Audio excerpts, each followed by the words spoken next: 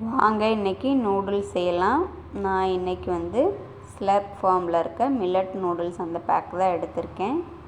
இன்றைக்கி அந்த நூடுல்ஸ் நம்ம செய்து பார்க்கலாம். நம்மளுக்கு அதுக்குள்ளே நூடுல்ஸ் இதுவும் அதுக்கு தேவையான மசாலாவும் கொடுத்துருக்காங்க. இப்போது ஒரு பாத்திரத்தில் 1 லிட்டர் தண்ணி எடுத்துக்கலாம். அந்த தண்ணி சூடானதும் அதில் கொடுத்துருக்க நூடுல்ஸை அதுக்குள்ளே போட்டுக்கலாம். இப்போ அந்த நூடுல்ஸ் நல்லா வெந்து வருது. இது நல்லா வேகட்டும். அவ்வளோதான், இப்போ வெந்துருச்சு. நம்ம இப்போ அந்த தண்ணியை வடித்து நூடுல்ஸை மாத்திரம் எடுத்துக்கலாம். இப்போ எடுத்து வச்சாச்சு. ஒரு கடாயில் கொஞ்சமாக எண்ணெய் சேர்த்து நம்மளுக்கு கொடுத்துருக்க அந்த மசாலா பேக்கை கட் பண்ணி அந்த மசாலாவை இதுக்குள்ளே எண்ணெயில் சேர்த்து வதக்கிக்கலாம்.